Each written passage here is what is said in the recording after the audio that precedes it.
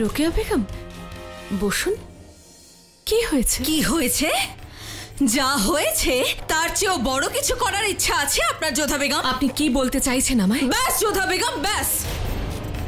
আজ এখানে আমরা দুজন ছাড়া আর কেউ নেই, তাই এবার খুলে ফেলুন ভালো মানুষের মুখোশ আর দেখান আপনার আসল চেহারা। আপনার কথা আমি বুঝতে পারছি না। ঠিক আছে, পরিষ্কার শব্দে বুঝিয়ে দিচ্ছি আমি আপনাকে। আপনি যেটা চাইছিলেন সেটা হয়ে গেছে যোধা বেগম। তসলিমকে সামনে রেখে আপনি আমাকে আঘাত করেছেন। জালালের সঙ্গে আমার তালাক আপনার জন্য হতে চলেছে, এটাই চাইছিলেন তো? সবার সামনে ঝুঁকে আমাকে সালাম করতেন আর আড়াল থেকে আমাকে আঘাত করতেন। আপনার ভুল হচ্ছে রোকেয়া বেগম, আমি কিছু করিনি। যা বলেছেন আদম খান বলেছেন। নিঃসন্দেহে কথা আদম খান বলেছে, কিন্তু আদম খানের মুখে কথা আপনি বসিয়েছেন। কিন্তু এটা আমি কেন করতে যাব? কারণ আপনাকে ছাড়া এরকম কাজ অন্য কেউ কেন করবে?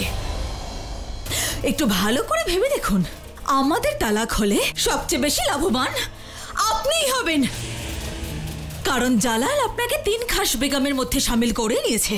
যদি বলি সেলিমা বেগমের কথা, তো জালাল কখনোই ওনাকে সেই চোখে দেখবে না, কারণ উনি মাহরুম বৈরাম খানের বেগম। তাহলে বাকি রইলেন আপনি। পথ পরিষ্কার করে নিলেন আপনি মালিকায়ে খাস হওয়ার, মারিয়ামুজ্জামানি হওয়ার। অসাধারণ চাল চেলেছেন আপনি। বাকি বেগমদের অনায়াসে সরিয়ে দিলেন। সবাইকে আপনি দেখালেন যে জালালকে আপনি ঘৃণা করেন, আর এই ঘৃণার আড়ালে আপনি জালালের হৃদয়ে ভালোবাসা জাগালেন। দাবার কি দুর্দান্ত চাল চেলেছেন যোধা বেগম।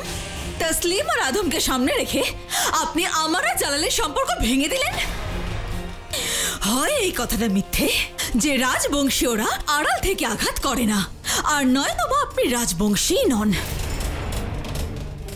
ভালো মানুষ সেজে এত বড় খেলা খেলে গেলেন আপনি। আমাকে সরিয়ে আমার মর্যাদা পেতে চান। ব্যাস রোকেয়া বেগম, ব্যাস। অনেক হয়েছে, আর একটাও কথা নয়। একদিন আপনি আমাকে চড় মেরেছিলেন, চুপ করেছিলাম তার কারণ আপনি কষ্ট পাচ্ছিলেন। কাল সবার সামনে আমাকে অপমান করেছেন, আমি সেটাও সহ্য করেছি, কারণ একজন নারীর মনের কষ্টের আর্তনাদ ছিল। আজ আপনি আমার বংশ মর্যাদা নিয়ে কথা বলছেন, আর এটা আমি সহ্য করব না। প্রথমত, শাহেনশাহকে আমি ঘৃণা করতাম, কিন্তু এখন করি না। কিন্তু তার মানে এটা নয় যে আমি ওনাকে ভালোবাসি। আর দ্বিতীয়ত, আমি শাহেনশাহর খাস বেগম হতে চাই না। তৃতীয়ত, রাজবংশীয়রা আজও সামনে থেকে আঘাত করে, আড়াল থেকে নয়। আমি ভাবতেই পারিনি আদম খান এই বিষয়টাকে এভাবে ঘুরিয়ে দেবে। আমি তো শুধু তসলিমকে রক্ষা করতে চেয়েছিলাম, আর এটা শাহেনশাহকে বোঝানোর জন্য আপনিও আমাকে সাহায্য করেছিলেন। তাহলে এরকম কি করে ভাবতে পারেন যে আমি আপনার আর শাহেনশাহ সম্পর্ক ভাঙতে চাইছি? রোকেয়া বেগম, আপনি কিছু না ভেবে চিন্তে আমাকে দোষারোপ করেই চলেছেন। বিষয়টা আপনার পদের নয়, বিষয়টা আপনার বেগমে খাস হওয়ারও নয়। বিষয়টা হলো ওই বাচ্চাটার জীবনের, বিষয়টা হলো তার ভবিষ্যতের, বিষয়টা হলো তসলিমের মতন হাজারো মেয়ের ভবিষ্যতের। একবার ঠান্ডা মাথায় ভাবুন, যদি আদম খান ওই মেয়েটাকে বিয়ে করতে সক্ষম হন, তাহলে তার ভবিষ্যতের কি হবে? আপনি কি নিজেকে ক্ষমা করতে পারবেন? ব্যাস, আমি কারোর কথা ভাবছি না, না তসলিমের, না আদমের, আর না আপনার। আমি শুধু ভাবছি জালালের কথা আর আমার মালিকায়ে খাসের মর্যাদার কথা। একটা কথা মনে রাখবেন যোধা বেগম, যদি আজ দেওয়ানে খাসে আমার সম্মানে যদি কোনো রকম আঘাত আসে, তাহলে তার জন্য দায়ী হবে আপনি। আর আমার আর জালালের মধ্যে দূরত্ব বাড়ানোর জন্য দায়ী আপনি হবেন, শুধু আপনি।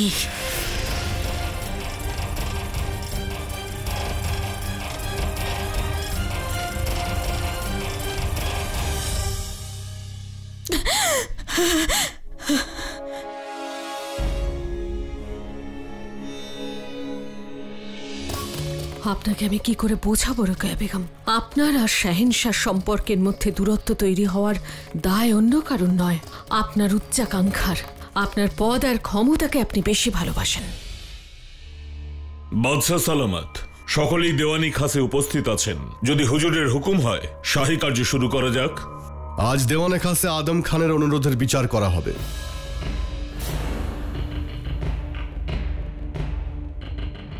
আদম খান তসলিম নামের এক নাবালিকাকে নিকাহ করার অনুমতি চাইছে, আর আমার সিদ্ধান্ত হলো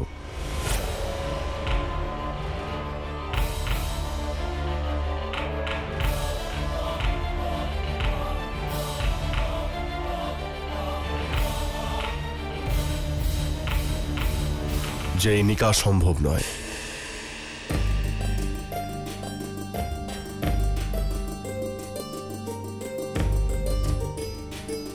তাহলে আমি বলবো যে আমার সাথে অন্যায় করা হচ্ছে।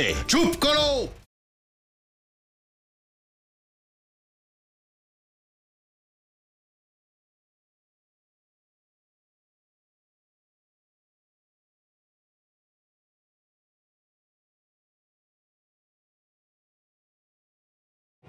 বারবার আমার কথার মাঝে কথা কিন্তু আমি বরদাস্ত করব না।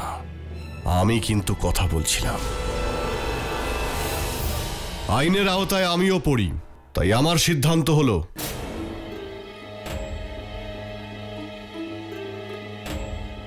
যে আমি রোকেয়া বেগমকে তালাক দেব।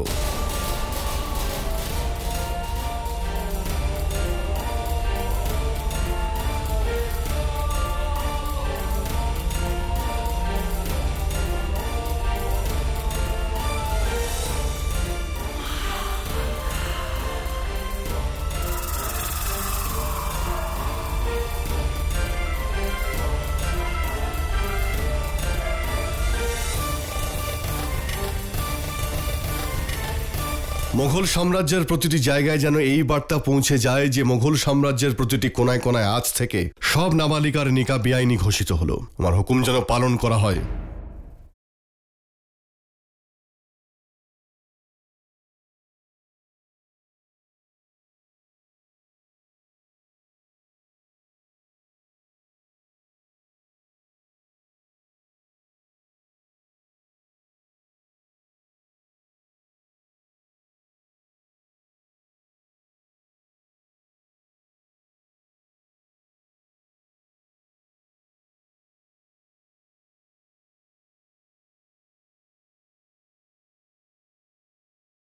শাহিনশার আদেশের বিরুদ্ধে বলাটা ঠিক নয় জানি, কিন্তু মারিয়াম মাকানি হিসাবে আমি কিছু বলতে চাই। এটা সম্পূর্ণরূপে অবিচার হচ্ছে। আজ যে আইনটা বলবৎ হলো তাতে এত বছরের সম্পর্ক বদলে যায় না। মালিকায়ে আজম যথার্থ বলেছেন হুজুর, এই আইন বলবৎ করার এটা সঠিক পথ নয়। যেমনটা আমি আগেও বলেছিলাম, শাহেনশাহ সকল আইনের ওপরে হন, আপনাকে কোনো চাপের কাছে নতি স্বীকার করতে হবে না। আমি এই বিষয়ে বড় আম্মির কাছ থেকে তার সিদ্ধান্ত শুনতে চাই। ক্ষমা করবেন শাহেনশাহ, আমি এই বিষয়ে আসগর সাহেবকে সমর্থন করছি। আদম খান যা কিছু বলছে সেসব কথা শুনে নিজের জীবনে ক্ষতি ডেকে আনার কোনো প্রয়োজন নেই। আপনার আইন আমি মেনে নিচ্ছি, আজকের পর থেকে কোনো নাবালিকার নিকাহ হবে না, কিন্তু এই আইনের নিয়ম অনুযায়ী আমরা অতীতকে তো বদলাতে পারি না। আপনি নিজের নিকাহ ভাঙতে চাইছেন কেন? আমি নিজের ব্যাপারে ভাবছি না বড় আম্মি। আসগর সাহেব, মুঘল সাম্রাজ্য কতদূর পর্যন্ত বিস্তৃত? আগ্রা থেকে নিয়ে মথুরা, আজমের, দিল্লি, লাহোর, মেওয়ার, জৌনপুর, মেরতা, নাগর, আরো অনেক দূর পর্যন্ত। সেই সমস্ত জায়গাতেও এই বার্তা পাঠিয়ে দিন, আমার আর রোকেয়া বেগমের নিকাহ থেকে আজ পর্যন্ত যতজন নাবালিকার নিকাহ হয়েছে তারা সবাই যেন তালাকের জন্য প্রস্তুত হয়।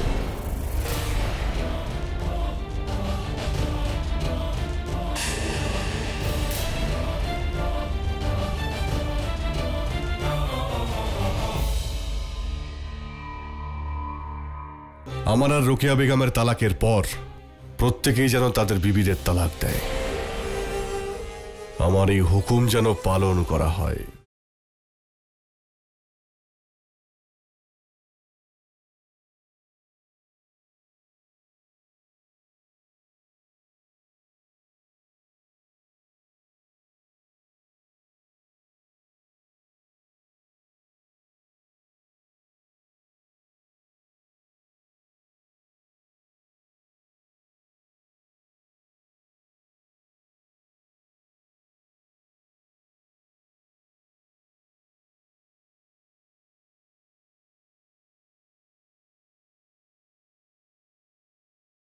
এ যা কিছু হচ্ছে ভুল হচ্ছে। কোনো সিদ্ধান্ত নেওয়ার আগে শাহেনশাহ মোহাম্মদ জালালউদ্দিনের এই বিষয় নিয়ে আলোচনা করা উচিত, সকলের সাথে পরামর্শ করা উচিত। সামনের সপ্তাহে আমার মেয়ের শাদী, সে এখনো 14 বছরের হয়নি। তার শাদী কি আটকে যাবে? যখন আমার নিকাহ হয়েছিল তখন আমি নিজেই নাবালক ছিলাম, আমার বেবিও নাবালিকা ছিলেন। এখন কি এই বয়সে তাকে তালাক দেব? মানলাম শাহেনশাহ প্রজাদের সামনে একটা নজির তৈরি করতে চাইছেন, কিন্তু এই সিদ্ধান্ত আজকের নয়, চিরন্তন, যার সুদূর প্রসারী প্রভাব আমাদের এই সাম্রাজ্যে পড়তে বাধ্য। এসব আদম খানের জন্যই হয়েছে। শাহেনশাহর উচিত ছিল ওনাকে ওখানেই থামানো। জালালকে তুমি আটকাতে পারতে মহামাঙ্গা। তাহলে আপনাদের মনে হচ্ছে আমি চেষ্টা করিনি? যদি আমি জানতাম যে জালাল এরকম কঠিন সিদ্ধান্ত নেবে তাহলে আমি ওকে আটকাতাম। আমি চেষ্টাও করেছিলাম, কিন্তু ততক্ষণে জালাল নিজের সিদ্ধান্ত জানিয়ে ফেলেছিল। জালাল যেটা বলেছে সেটা তো আমি আটকাতে পারবো না। সবচেয়ে বেশি কষ্ট আমি পেয়েছি। আমার একমাত্র ছেলে যাকে আমি জন্ম দিয়েছি সে অন্যায় করলো। আমার দ্বিতীয় ছেলে যাকে আমি পালন করেছি, জানি না কেন ও এমন ভুল আইন তৈরি করলো। আমি কারোরই পক্ষে নই মালিকায়ে আজম, কিন্তু আদম খান কি ভুল বলেছে? ওর সমস্যা এই আইনটা নিয়ে। ও নিকাহ করতে চায় তাসলিমকে। জালালের এত কঠিন সিদ্ধান্ত নেওয়ার কি প্রয়োজন ছিল? এটা আমার প্রথমবার মনে হচ্ছে যে শাহেনশাহকে সঠিক পরামর্শ দেওয়ার মতন কেউ নেই। যদি আপনি আমাকেই উদ্দেশ্য করে কথাগুলো বলে থাকেন তাহলে আমি ক্ষমা চাইছি। আমি ওয়াজিরে আলিয়া, আর আমি ওয়াজিরে আলিয়া হওয়ার দরুন সব চেষ্টাই করেছিলাম। আপনিও ছিলেন ওখানে, দেখেছেন সব, কিন্তু শেষ সিদ্ধান্ত শাহেনশাহরই হয়। এর জন্যই তো চিন্তা হচ্ছে মহামাঙ্গা। রোকেয়া বেগম শুধু বেগম নয়, ও আমার মেয়ে, মরহুম বাদশাহ হুমায়ুনের ভাইজানের মেয়েও। ওর কষ্ট আমি দেখতে পাচ্ছি না। কোনো দোষ না করেও শাস্তি পাচ্ছে। এটা আমি সহ্য করতে পারবো না। প্রজাদের মধ্যে দৃষ্টান্ত স্থাপন করা শাহেনশাহর কর্তব্য, কিন্তু এর জন্য কোনো নির্দোষ শাস্তি পেতে পারে না।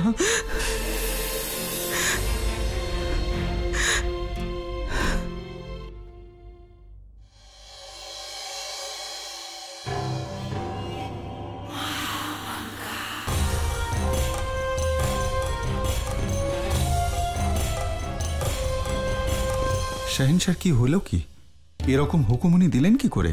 এটা না দূরদর্শিতা না বুদ্ধিমত্তা। আমাদের সাম্রাজ্যের প্রজারা তো খেপে যাবে। সাম্রাজ্যে বিদ্রোহ শুরু হবে।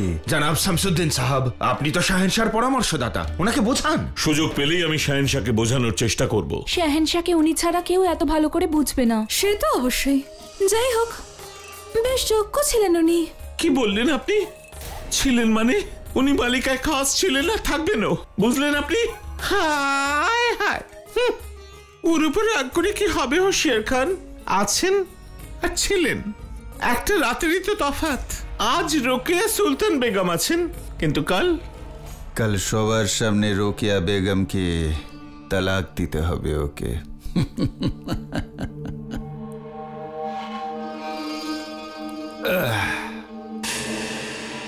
আমি জান, কি ভাবছেন?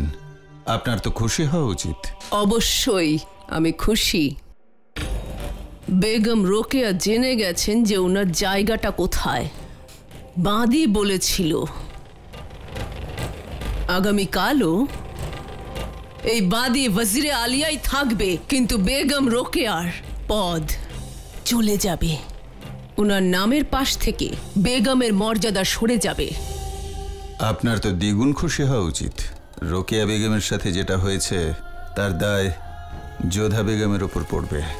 রাজবংশী শাহজাদি আমার শাদী আটকাতে এসেছিল, আর এখন রোকেয়া বেগমের সর্বনাশের কারণ হয়ে গেল। এখন সারা জীবন এই দায় মাথায় নিয়ে ঘুরতে হবে যোধা বেগমকে। বেগম যোধাকে সামান্য মনে করা, সেটা সব থেকে বোকামো করা হবে। তাহলে আপনি এটাই ভাবছেন যে যোধা বেগম এখন কি করবেন? না আদম, আমি জালালের বিষয়ে ভাবছি। আদম, আমি এটা বুঝতে পারছি না যে জালাল এতটা গভীরে কেন গেল। মানছি ও আইনটা তৈরি করেছে, কিন্তু শুধুমাত্র তোমার এই নিকাহ ভাঙার জন্য ও বেগম রোকেয়াকে তালাক দিতে রাজি হয়ে গেল। না আদম, এটা আমার মাথায় ঢুকছে না। আমি জান, এতদিন আপনি আমায় যা বলে এসেছেন সেটা তো আপনার প্রিয় জালাল করছে আজকে। বোকামি, ছেলে মানুষই। না আদম, জালাল তোমার মতো বোকা নয়। জালাল ধাঁধা খেলতে খুব ভালোবাসে। এটাও তো হতে পারে এই সিদ্ধান্তের পিছনে কোনো ধাঁধা লুকিয়ে আছে। ওই বেঈমান আমাদের আশ্রয় থেকে এত নোংরা কথা বললো। ও না শুধু আমাকে অপমান করেছে, তার সাথে মুঘল সাম্রাজ্যের আইনের ওপরে আঙুল তুলেছে। আমি জান, আমাদের নিকাহ স্বয়ং মাহরুম শাহেনশাহ হুমায়ুন করিয়েছিলেন, আর সেটা অবৈধ বলে আদম খান শাহেনশাহ হুমায়ুনকেও অপমান করেছে। আর শাহেনশাহ ওকে কিচ্ছু বললেন না। ওকে শাস্তি দেওয়ার বদলে শাহেনশাহ আমাকে তালাক দেওয়ার কথা ভাবলেন। জিজিয়াঙ্গা, আপনার শহর তো জালালের পরামর্শদাতা, তাহলে আজকার সাহেব জালালকে আটকানোর চেষ্টা করলেন না কেন? রোকেয়া, জালাল তালাক দেওয়ার কথা ভেবেছে মানে তালাক হয়ে যায়নি। না আমি জান, আপনি তো জানেনই যে জালাল যদি একবার সিদ্ধান্ত নিয়ে নেয় তাহলে ওকে আর আটকানো সম্ভব নয়। আর কিছু বিষয় ব্যক্তিগত হয়, কিন্তু সেটা যখন বাইরে যায় তখন সেটা তামাশা হয়ে যায়। জালাল সবার সামনে আমাকে তালাক দেওয়ার কথা বললো, আর ফুফি জান কালও সবার সামনে আমাকে তালাকও দিয়ে দেবে। তামাশা হয়ে যাবে আমার আর আমাদের সম্পর্কের। সালিমা বেগম, আপনি তো পরামর্শ দেন, এমনকি শাহেনশাহ আপনার থেকে পরামর্শ নেন। তাহলে আপনি বলুন, এটা কি সঠিক যে আজ যে আইন তৈরি হয়েছে তার জন্য এত বছরের সম্পর্ক বদলে যাবে? নিশ্চিন্ত থাকো রোকেয়া বেগম, এরকম কিচ্ছু হবে না। জালাল যদি শাহেনশাহ হয় তাহলে আমিও মারিয়াম মাকানি, আমি জালালকে কিছুতেই তালাক দিতে দেব না। সময় আসলে হয়তো ওর বিরোধিতাও করতে হবে। মালিকায় বেগম সঠিক কথাই বলছেন রোকেয়া বেগম। আদম খানের কথায় হয়তো শাহেনশাহ রেগে গেছেন, কিন্তু আমরা শাহেনশাহকে বোঝাবো। একদম, জালালকে এই সিদ্ধান্ত বদলাতে হবে, না হলে আমরা আগ্রা ছেড়ে চলে যেতে বাধ্য হব।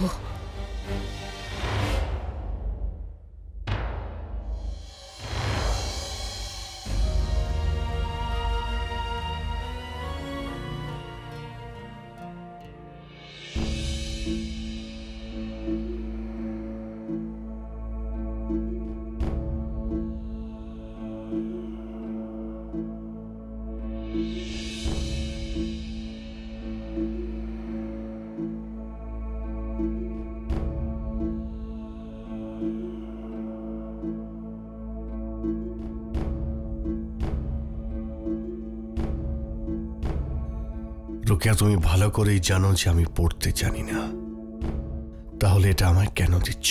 এতে তোমার নাম লেখা নেই, কিন্তু এই বার্তা তোমার জন্যে। যদি আমার জন্য হয় তাহলে পড়ে শোনাও। না, এটা আমি পারবো না।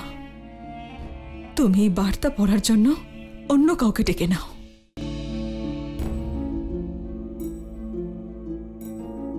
আদাব শাহেনশাহ। আদাব রোকেয়া বেগম, আপনি আমায় ডেকেছেন? হ্যাঁ সালিমা বেগম। রোকেয়া বেগম আমার জন্য একটা বার্তা লিখেছেন, কিন্তু উনি সেটা পড়ে শোনাতে পারছেন না। যেহেতু এই বিষয়টা একজন শাহেনশাহ আর তার বেগমের, তাই অন্য কাউকে ডাকার বদলে আপনাকে ডাকাই আমার ঠিক মনে হলো। আপনি এটা পড়ে শোনান। নিশ্চয়ই।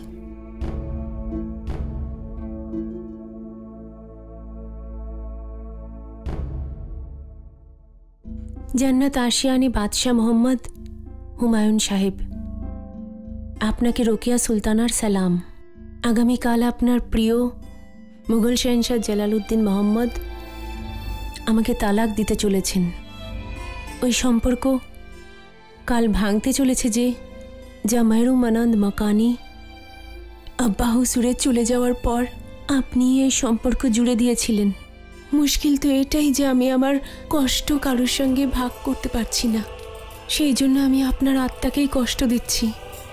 হুজুর আমার শৌহর, ছোটবেলার বন্ধু, আমার জীবন সাথী প্রিয় জালাল আমার থেকে আলাদা হয়ে যাবে। দুঃখ আমার সেই জন্য হচ্ছে না যে আমার তালাক হতে চলেছে, কষ্ট তো এই কারণে হচ্ছে যে আপনি যে আশায় এই সম্পর্কটা জুড়েছিলেন সেই আশা শেষ হতে চলেছে।